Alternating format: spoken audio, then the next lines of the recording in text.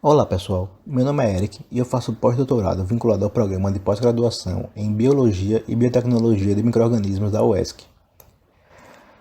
Bom, eu vou falar um pouco para vocês sobre morcegos como hospedeiros virais. Para entender primeiro por que os morcegos são hospedeiros de tantos vírus, é preciso conhecer alguns aspectos da sua fisiologia e da sua morfologia. Bom, os morcegos são representantes da ordem Chiroptera. Essa é uma ordem que tem hoje cerca de 1.200 espécies conhecidas, 1.200 espécies vivas conhecidas, e estima-se que o Brasil tem cerca de 15% da diversidade de morcegos atualmente. Essa ordem Chiroptera é a segunda ordem em número de espécies dentre os mamíferos, só perdendo para a ordem dos roedores. E a característica mais marcante dos Chiropteros em relação aos outros mamíferos, basicamente a característica mais marcante dos morcegos, é que são os únicos mamíferos que conseguem manter o voo. Tem algumas espécies de esquilos, por exemplo, como dá para ver na foto, que conseguem saltar de uma árvore para outra e tem uma membrana que possibilita eles aplanar. Mas isso não permite manter o voo, por exemplo, como acontece com os morcegos batendo as asas, como dá para ver no slide. Estima-se que a origem do voo em morcego ocorreu há cerca de 52 milhões de anos atrás.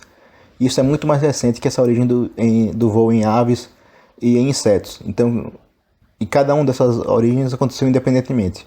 Mas, assim, como principal foco daqui em relação ao vírus, o que é que esse vírus tem a ver com o voo? O que é que a resistência ao vírus tem a ver com o voo, se hospedeiro tantos vírus? Bom, aqui algumas modificações relacionadas com o voo desencadeou uma série de adaptações fisiológicas e moleculares que acredita-se que possibilitou os morcegos se tornarem hospedeiros de vários vírus, sem apresentar nenhum sintoma para a grande maioria desses vírus. Bom, então, falando do voo em si, o voo é uma atividade que requer muita energia, e foi detectado que genes da fosforilação oxidativa das mitocôndrias dos morcegos sofreram uma seleção positiva, permitindo adaptações para grandes mudanças na produção de energia demandadas para suportar o voo. Entretanto, isso vem com um custo. Espécies reativas de oxigênio são produzidas durante a fosforilação oxidativa e levam à produção de radicais livres em quantidades que poderiam provocar um estresse oxidativo. Esses radicais livres podem causar uma série de danos, incluindo danos até no DNA, geralmente desencadeiam esses danos no DNA, e esses danos acabam desencadeando inflamação. Se, por exemplo, fosse esse o caso, os morcegos praticamente iriam ter inflamação o tempo inteiro, devido a essa grande produção de oxigênio reativo e, consequentemente, esses danos no DNA. Mas esses morcegos sofreram algumas adaptações durante a sua evolução, e uma delas diz respeito ao transportador ABC, que pode ser visto um exemplo geral aqui na foto, no slide. Esse transportador ABC1, ele tem uma grande eficiência em morcegos no efluxo de compostos genotóxicos. Então ele consegue expulsar uma grande quantidade, muito maior, superior que em outros mamíferos, compostos genotóxicos de dentro da célula para fora. E o principal composto genotóxico que ele consegue expulsar são, por exemplo, os radicais livres. Assim, parte desse excesso de radicais livres que foram produzidos pela mitocôndria, né, nessa grande demanda de energia, principalmente a musculatura da asa dos morcegos, são jogados para fora da célula. Além disso, esses morcegos têm um excelente mecanismo de reparo no DNA, e que também sofreu algumas modificações que melhoraram essa capacidade de reparar o DNA, a ponto de praticamente ser raramente detectado câncer em morcego, sendo que algumas espécies, por exemplo, vivem 40 anos ou mais dentro dos morcegos. Bom, mas mesmo assim, podem ocorrer pequenos danos no DNA, e mesmo que ocorressem esses danos em pequenas quantidades, poderiam desencadear uma resposta inflamatória. Só que os morcegos também desenvolveram outros mecanismos para evitar essa resposta inflamatória, que eu vou falar um pouco mais, vou falar no próximo slide sobre isso, mas de maneira geral, uma coisa extremamente importante aqui em relação ao vírus em si, é que os vírus, quando infectam uma célula, principalmente vírus de RNA, eles acabam também desencadeando de alguma maneira danos no DNA. e esses danos do DNA que são um dos mecanismos que, por exemplo, o nosso corpo detecta e inicia a resposta a uma infecção viral. E uma das respostas que é desencadeada por esses danos no DNA é a inflamação. E esse é o mecanismo em si que os morcegos se adaptaram para evitar que tenha inflamação por conta do voo, e que acabou sendo também utilizado para os vírus de maneira geral. Bom, um dos mecanismos para evitar a inflamação é relacionado com a proteína Sting. Uma modificação dessa proteína, como pode ser visto aqui nessa figura. Bom, aqui por exemplo tem a figura da proteína Sting em várias espécies, em várias espécies de morcegos e em alguns outros mamíferos, incluindo o Homo sapiens, que é o primeiro aqui, e depois tem várias espécies de morcego abaixo. E se observar nessa posição indicada com S358, que é a posição em que tem uma serina na posição 358 dessa proteína, em todas as outras espécies que foram analisadas de mamíferos, eles possuem essa serina. Já os morcegos, ocorreu alguma substituição de nucleotídeos, alguma mutação que substituiu o nucleotídeo nessa posição, e não é mais uma serina que está presente nessa posição. E o que isso significa em si para a atividade dessa proteína? É que essa proteína, esse resíduo de serina na proteína específica nessa posição 358, ele é fosforilado, e quando é fosforilado, ele é ativado, e a ativação dessa proteína desencadeia uma série de reações que vai levar à produção do interferon beta, e a produção do interferon beta leva à produção de citosinas inflamatórias. Como o morcego tem essa modificação nesse resíduo, a quantidade produzida de interferon beta é praticamente irrisória, e com isso também não tem uma produção praticamente de citosinas inflamatórias. Então ele acaba não tendo essa resposta inflamatória por essa via.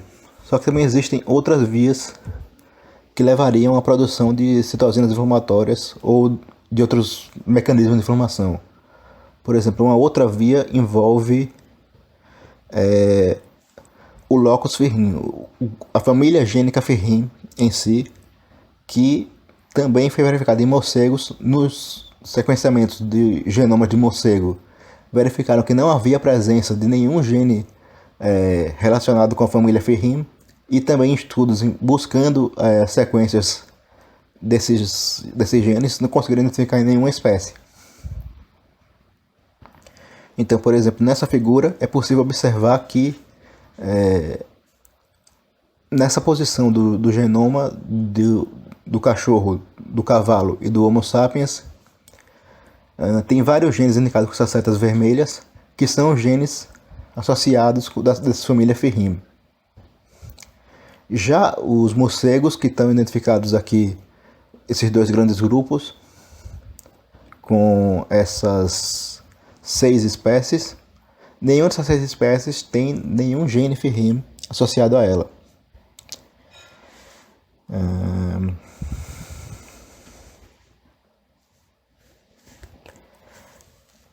Então isso acaba possibilitando, essa ausência de resposta inflamatória acaba possibilitando a interação, a infecção com vários patógenos virais, e que os morcegos acabam virando um reservatório para esses vírus.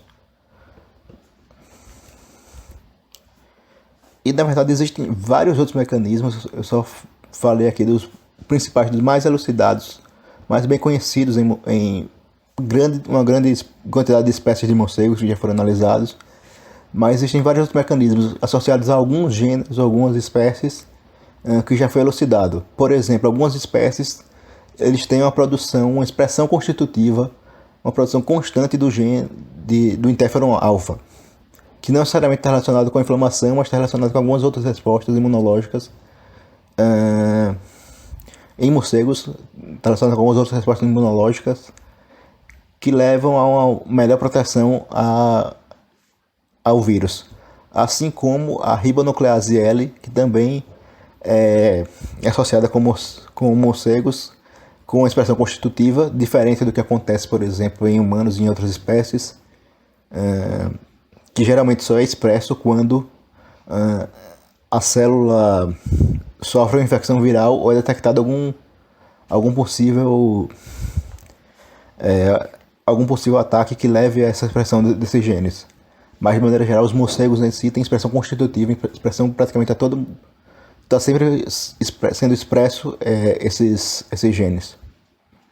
Então, com isso, a resposta deles acaba sendo muito mais rápida e muito mais eficiente no caso de uma infecção viral no organismo.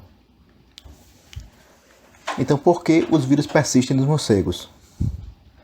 Bom, não há um consenso quanto a isso. Entretanto, há dois mecanismos prováveis.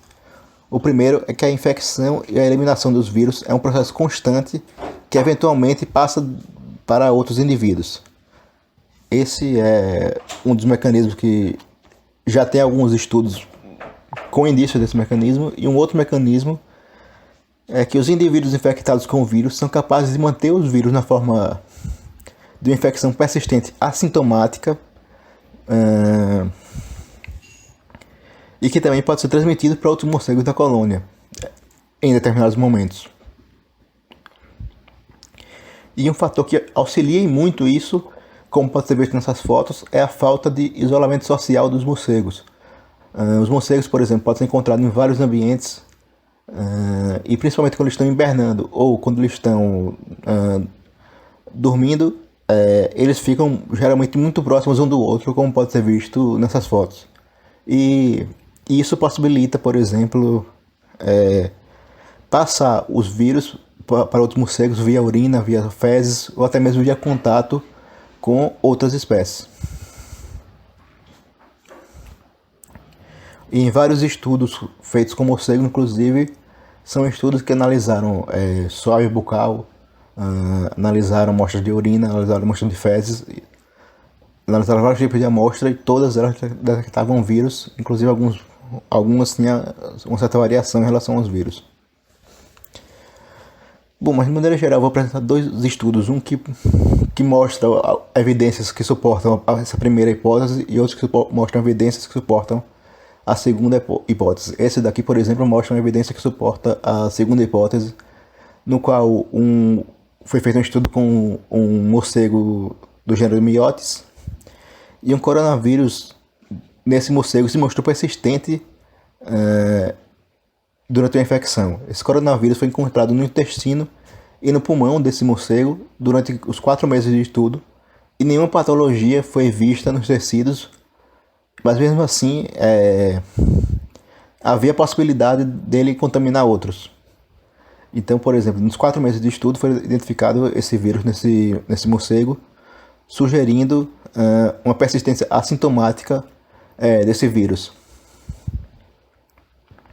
Assim como um outro estudo feito com essa outra espécie de morcego do gênero Rosetus e o vírus Marburg. Bom, esse vírus Marburg ele foi observado nessa espécie de morcego em cativeiro após uma infecção prolongada, e depois de cerca de 1 mês dessa infecção, esse vírus não era mais detectado nem no sangue, nem sobe de oral, nem na urina, nem nas fezes. Praticamente nenhum mecanismo era capaz de detectar esse vírus. Entretanto, após cerca de 1 mês sem detecção desse vírus, como esse foi um estudo feito em cativeiro, esse morcego voltou para o cativeiro junto com outros morcegos, e eles observaram que ocorreu a transmissão do vírus desse morcego para outros do cativeiro. E começaram a detectar esse vírus nesses outros morcegos, inclusive até após 4 meses da não detecção do vírus, foi detectado também essa possível transmissão a partir dele. E a hipótese que eles criaram a partir disso foi que provavelmente o vírus não persistia no morcego em um local do corpo específico que poderia ser associado com a transmissão, como por exemplo, geralmente é coletado swabs orais, urina, fezes em si, que são os principais veículos de transmissão nesse caso, mas ele persistia em uma parte do corpo, e a diminuição do nível de anticorpo levava a um aumento do número de vírus. E com isso voltava a possibilidade de infectar outros morcegos durante um certo momento, durante um certo período de tempo, até que o nível de anticorpo voltasse a ser alto nesse morcego. E dessa maneira, provavelmente não coincidiu o período em que eles coletaram a amostra de sangue e de suaves orais, urina e fezes, com esse período em que esse morcego transmitia essa doença. E isso parte naquele princípio da primeira hipótese, em que tinha uma constante infecção e eliminação, ou pelo menos diminuição da quantidade de vírus da forma infectante. Bom, esse e outros vários mecanismos estão sendo estudados nos morcegos, mas não se sabe ao certo quais são os mecanismos que estão envolvidos em todo esse processo. Entretanto, há várias outras perguntas que surgem em relação à diversidade de vírus em morcego. Por exemplo, qual é a real diversidade de vírus em morcego? Quantos potenciais patógenos virais podem ser encontrados neles? Infelizmente não vou poder falar aqui de toda a diversidade de vírus em morcego, já que seria um assunto bem extenso, como eu vou mostrar em alguns slides, em alguns estudos mais à frente. Mas, por exemplo, em relação aos principais patógenos virais, tem alguns dados já mais elucidados. Por exemplo, essa tabela que estou mostrando aqui trata de alguns patógenos virais.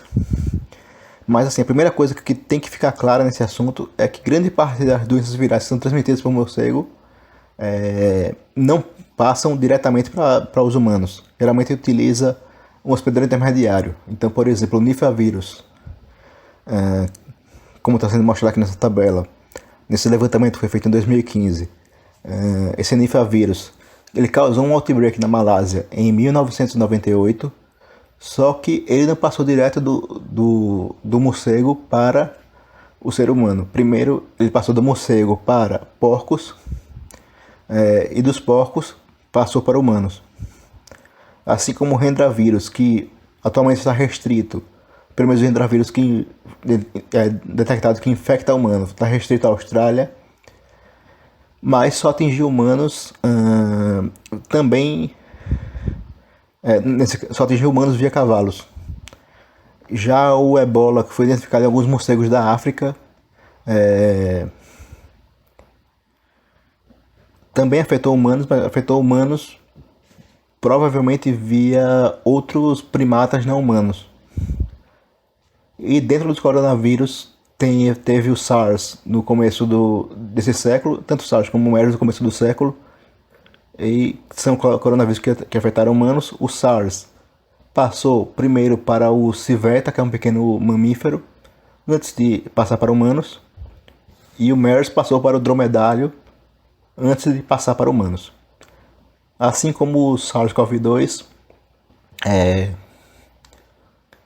que, ao que tudo indica, surgiu nos morcegos, ou pelo menos passou do morcego para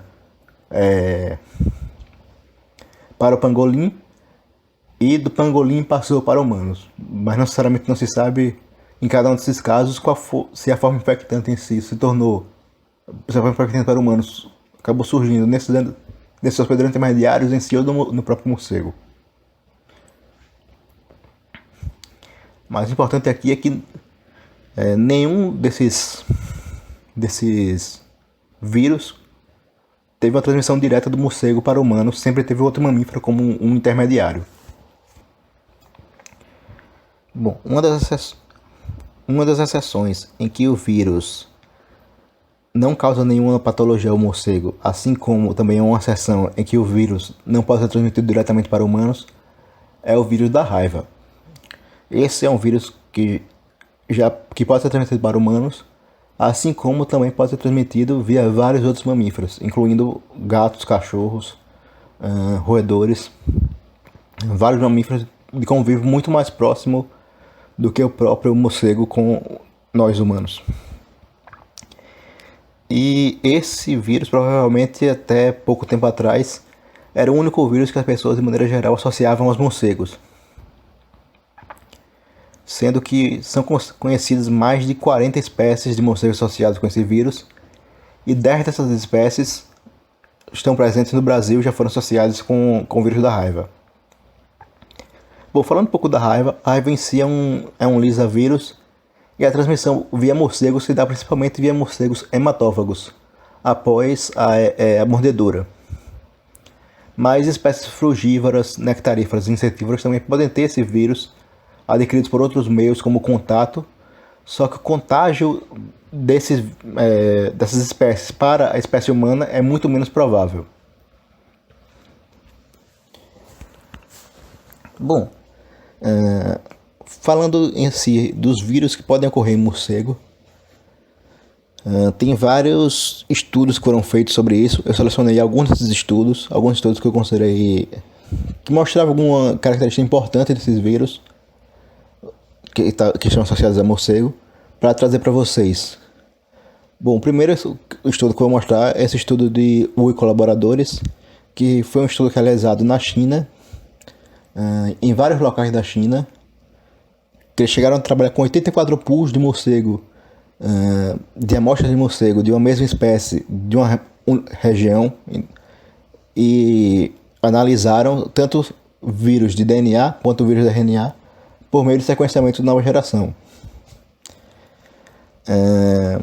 Nesse estudo, eles, de maneira geral, utilizando nesses 84 pools, eles identificaram 19 famílias virais, e a que mais prevaleceu nessas amostras, que tinha a maior quantidade, foi as famílias Herpesviridae, Papillomaviridae, Retroviridae, Adenoviridae e Astroviridae.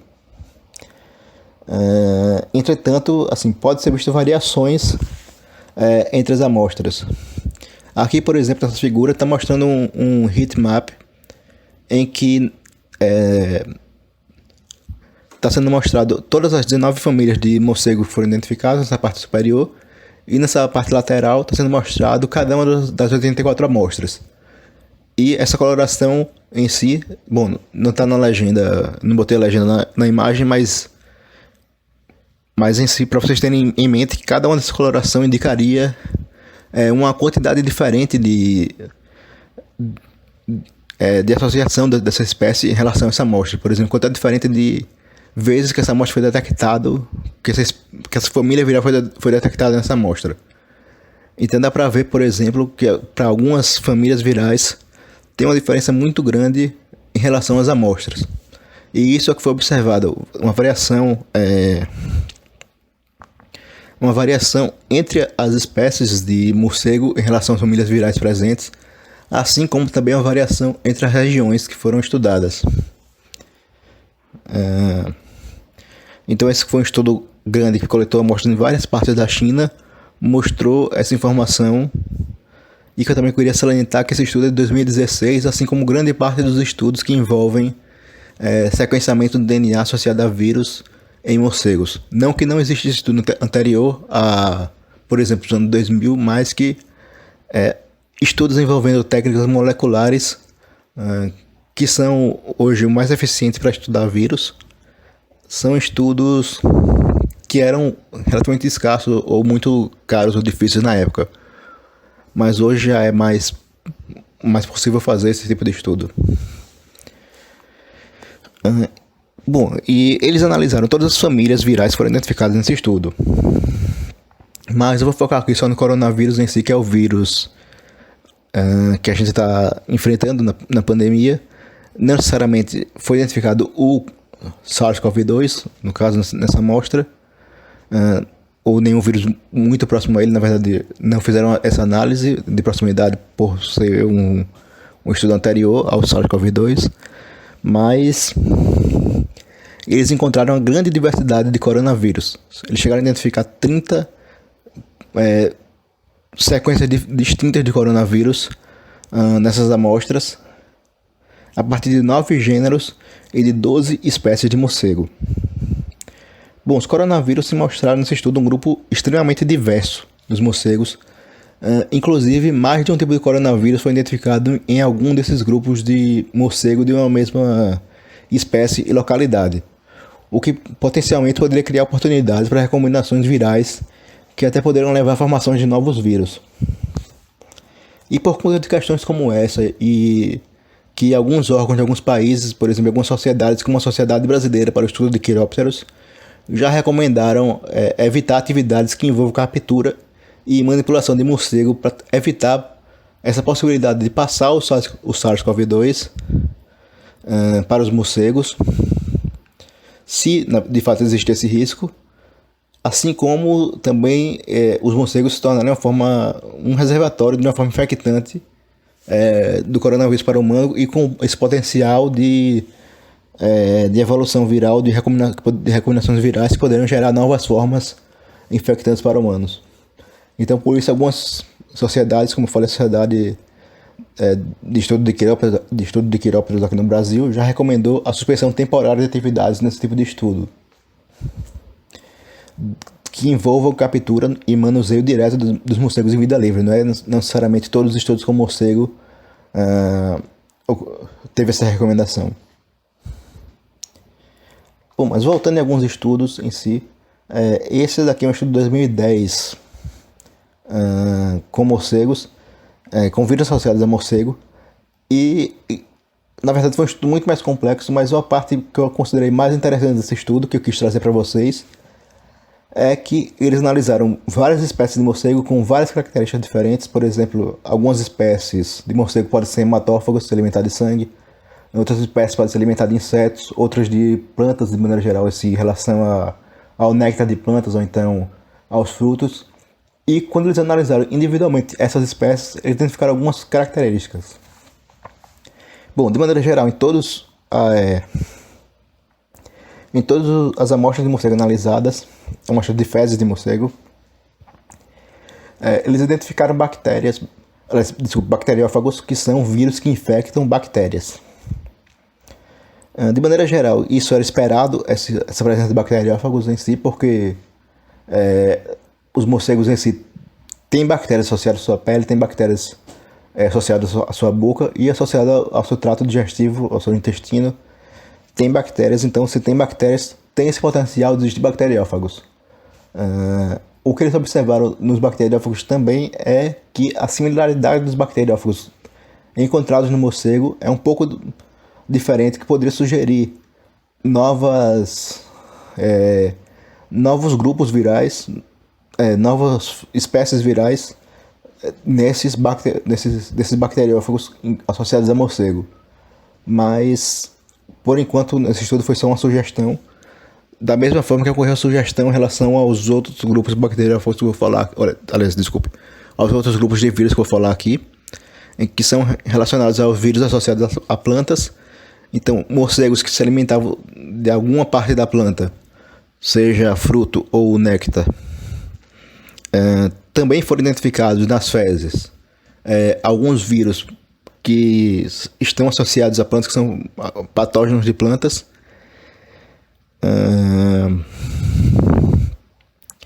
que são desse grupo dessa família Timoviridae, que tem aqui o timovírus, e que também provavelmente tem sequências que foram associadas em grande quantidade, em grande diversidade em relação a já conhecidas, o que poderia sugerir até novas espécies virais nesses morcegos, associadas a plantas, no caso. Da mesma maneira, em relação a insetos da família Iflaviridae, também foi identificado algumas sequências potencialmente novas, mas de maneira geral também foi identificado várias espécies de vírus associados a insetos nas fezes de morcego. E essa questão de vírus associados a insetos acaba trazendo outras questões. Por exemplo, será que essas espécies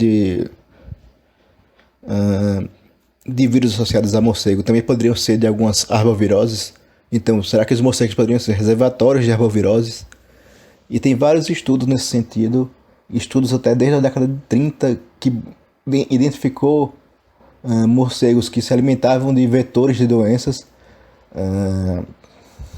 introduziu doenças virais e verificou se esses morcegos conseguiam transmitir também para humanos ou não essa doença. Então, desde a década de 30 tem estudo nesse sentido, e desde a década de 30 não conseguiram mostrar ainda a passagem de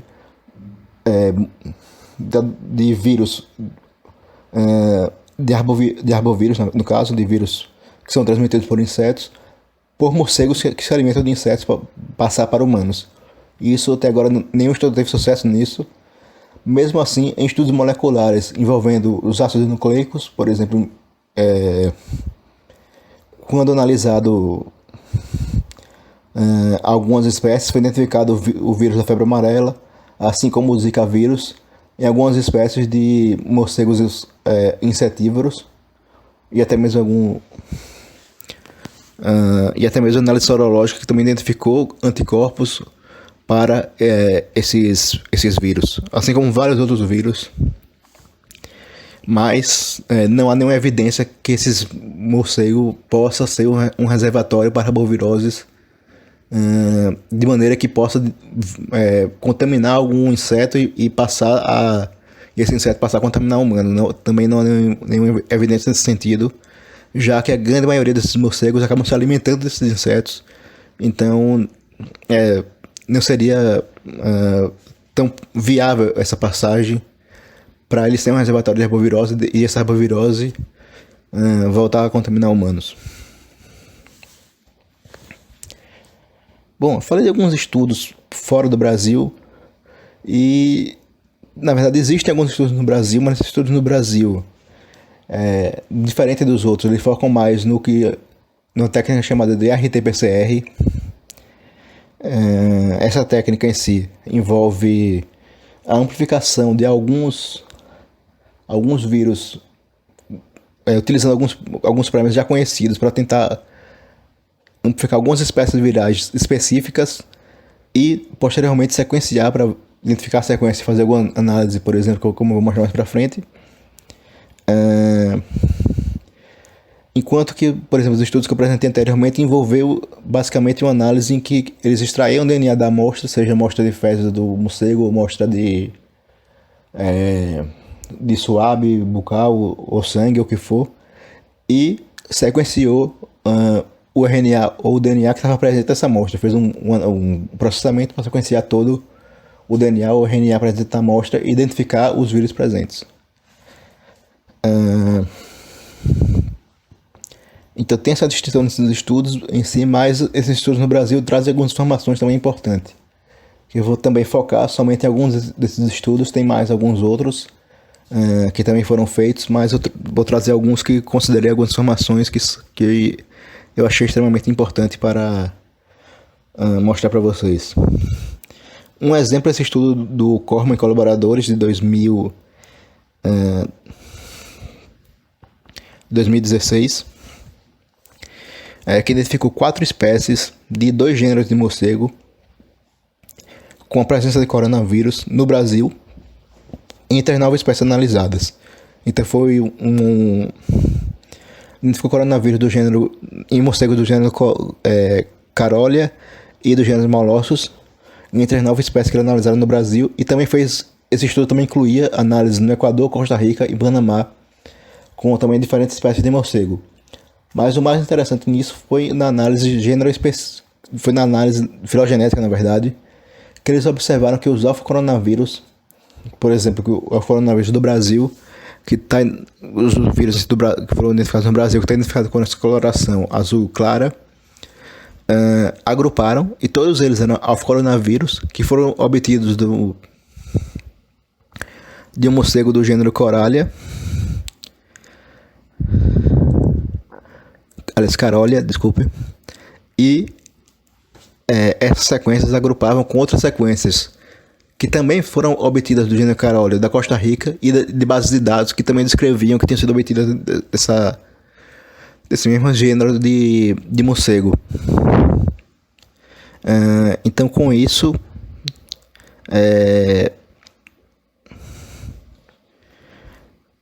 essa característica de coronavírus em si, de alfa-coronavírus, que na verdade isso não foi observado também em grande quantidade em beta-coronavírus, Mas essa característica de alfa-coronavírus já foi observada também em outros estudos, tanto na China, como morcegos da China, da Europa e dos Estados Unidos. E isso indica uma associação entre o coronavírus e o morcego que pode estar relacionado com uma coevolução entre coronavírus e gêneros específicos de morcego, mas que seriam necessários mais estudos para entender o que isso de fato representa na evolução desse vírus. Bom, no Brasil também tem outros estudos que mostram essa associação de alfa-coronavírus com gêneros específicos. Por exemplo, esse outro estudo que também está mostrando essa associação nessa análise filogenética de Góes e colaboradores de 2016. Ele mostrou esse agrupamento de alfa-coronavírus com diferentes gêneros de morcegos, miotes, artribeus, molossos, todos são gêneros de morcegos, em que observou esse agrupamento dos alfa-coronavírus que foram obtidos desses gêneros. Inclusive em gêneros associados ao ambiente, às áreas urbanas, como por exemplo esse gênero Sturnera. Esse é um gênero que essas amostras desse gênero, desse estudo, foi obtida em ambiente urbano, e também houve esse agrupamento gênero específico, indicando também que isso ocorre no ambiente urbano. Não se sabe ao certo qual o processo em si que levou essa coevolução, essa provável coevolução gênero específica, mas estudos já estão sendo feitos para tentar entender esse aspecto e se isso pode representar, por exemplo, uma segurança maior, que esse alfa-coronavírus em si não seria transmitido, já que não é transmitido para outros gêneros, então provavelmente também não seria transmitido para outras espécies e consequentemente para humanos. Isso é uma possibilidade, mas ainda precisaria de mais estudos para confirmar de fato isso. Bom, tem vários estudos nesse sentido, por exemplo, que identifica possíveis novos coronavírus. Por exemplo, esse estudo também de Góes e colaboradores de 2013 mostrou que tem um possível novo alfa-coronavírus no Brasil e um novo beta-coronavírus no México. Isso devido à baixa similaridade da sequência desses coronavírus que foram identificados nesse estudo, com sequências de banco de dados, e também mostrando isso na árvore filogenética, que foi observada um agrupamento muito baixo em comparação com os outros grupos. Mas deixando um pouco de lado os coronavírus, em relação aos outros vírus. No Brasil tem alguns estudos relacionados a outros vírus. Por exemplo, tem alguns estudos relacionados à raiva e outros vírus, mas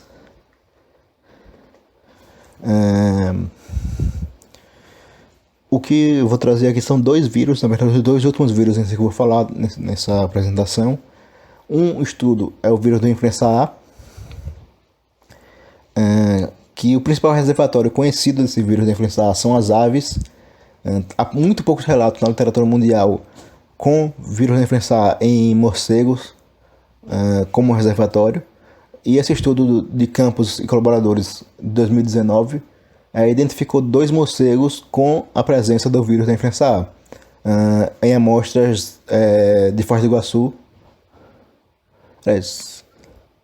e da cidade de São Paulo. Uma amostra de Foz do Iguaçu e outra da cidade de São Paulo.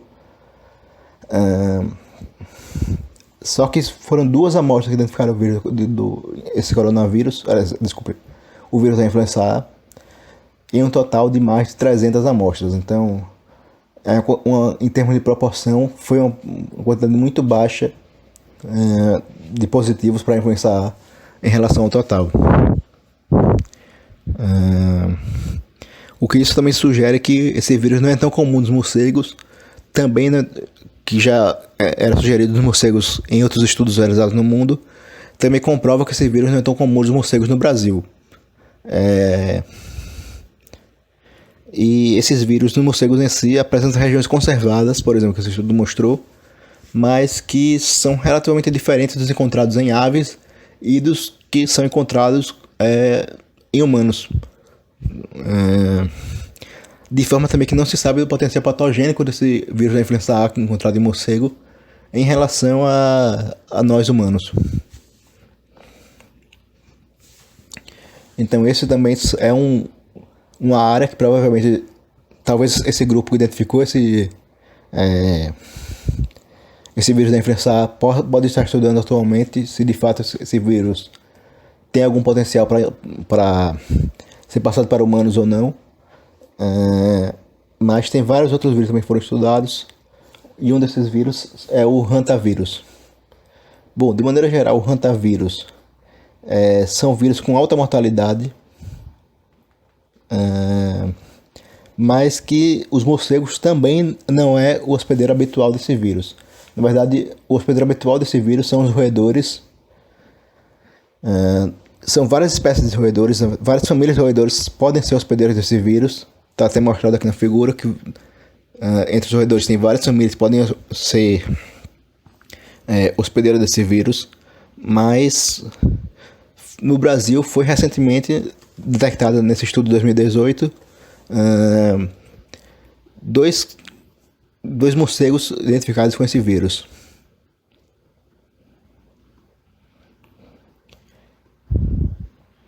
Bom, um problema da hantavirose em si, em relação a os morcegos poderem ser um grande, ou um hospedeiro pelo menos viral para os hantavírus,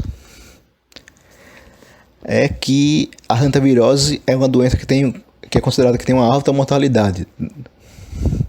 Por exemplo, no Brasil, teve no ano de 2018 50 casos registrados de hantavirose, e desses 50 casos, 17 vieram a óbito. Então dava praticamente 34% dos casos vieram a óbito.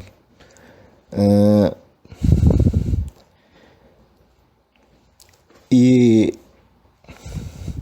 essa hantavirose foi identificada em dois gêneros de morcego, o Desmodus e o Carolia, uma espécie de cada gênero, o que pode indicar que esses morcegos também podem ser potenciais hospedeiros de hantavírus, mas que não se sabe ao certo se é possível transmitir esse hantavírus para o humano diretamente ou não. Então provavelmente também deve ter estudos que podem estar sendo feitos nesse sentido para tentar entender isso, principalmente agora com essa crise de coronavírus, que pode estar trazendo a atenção das pessoas para esses outros potenciais patógenos associados a morcego, assim como também associados a outros possíveis hospedeiros. Bom, então já entrando na parte de considerações finais dessa apresentação, o que eu queria falar para vocês é que eu só trouxe algumas famílias virais. Eu falei, na verdade, um pouco de algumas famílias virais que foi identificada associada a morcego, mas na verdade tem muitas outras famílias. Esse estudo, por exemplo, de e colaboradores, que, se possível, eu vou tentar colocar junto à descrição do vídeo para vocês, uma lista de artigos, incluindo esse estudo, que ele traz alguns aspectos de cada uma dessas famílias que ele identificou, cada uma das 19 famílias, que é interessante, por exemplo, se você quiser se aprofundar um pouco mais nesse assunto, ler. E um outro aspecto que eu também queria tratar é que o que leva esses morcegos, por exemplo, a passarem esse vírus para os hospedeiros intermediários. Como eu falei no começo da apresentação, boa parte da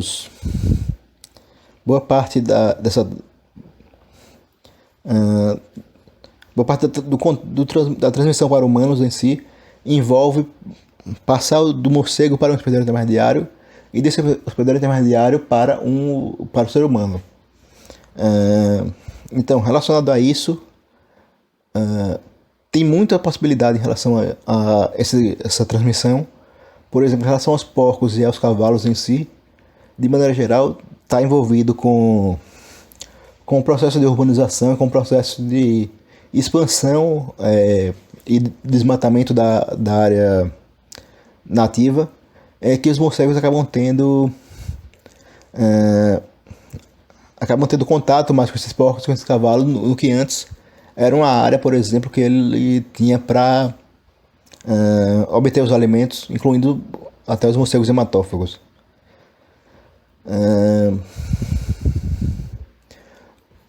E além disso, como os porcos e cavalos são animais que estão tem um contato maior com o ser humano. Então a passagem do morcego para esses animais acaba facilitando ainda a passagem para humanos. Já, por exemplo, no caso do SARS, tanto do SARS quanto do SARS-CoV-2, foram com animais silvestres, o civeta no SARS e o pangolim no SARS-CoV-2. E isso provavelmente está associado ao consumo de carne de animais silvestres, está associado ao crescimento econômico, a expansão também para áreas que esses animais vivem. Então acaba possibilitando contato maior deles com o ser humano e possibilitando a passagem do vírus para nós humanos com uma maior facilidade. Então esses aspectos têm que ser levados em conta em relação a isso, e principalmente um aspecto de monitoramento, porque nesse sentido de controlar, conhecer pelo menos as possíveis infecções virais e tentar controlar elas, a melhor estratégia, pelo menos atualmente, é o monitoramento, onde mais estudos seriam necessários para verificar e acompanhar o potencial patogênico dos vírus associados a morcegos no Brasil, assim como também analisar outros animais como os próprios roedores e porcos, como mencionei anteriormente, que podem ser hospedeiros intermediários, assim como também estudar outros animais. Por exemplo, e os roedores que têm um potencial tão grande quanto os morcegos para transmitir doenças virais.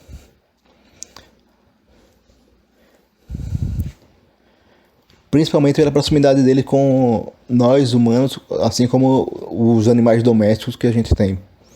Então aumenta essa possibilidade de transmissão de roedores para animais, assim, o fato dele também ser os hospedeiros de uma grande quantidade de doenças virais, como, por exemplo, a hantavirose que eu falei aqui, que é raramente encontrada em morcegos e que tem uma alta mortalidade em humanos, mas é muito encontrada em roedores. E o monitoramento dos morcegos é essencial, diferente, por exemplo, dos insetos que causam arboviroses, porque eliminar os morcegos em si provocaria uma série de efeitos ecológicos, visto que a maioria dos morcegos são insetívoros, por exemplo, que controlam a população de insetos, inclusive dos vetores de outros vírus, incluindo outros patógenos humanos. Podem ser também polinizadores, tem até estudos que mostram que os morcegos já foram associados à polinização do cacau, e também são dispersores de sementes de várias plantas. Inclusive tem alguns indícios de coevolução entre morcegos e plantas, em que a forma da folha de algumas plantas auxilia o morcego no processo de ecolocalização, para ele identificar mais facilmente essa planta e essa planta ser mais facilmente polinizada, ou os frutos dessa planta serem dispersos de maneira mais fácil. Isso acontece, por exemplo, com a espécie de Marcgravia evenia, que é uma espécie de planta que tem essa capacidade que ocorreu essa coevolução com o morcego. Então é essencial também preservar esses morcegos, preservar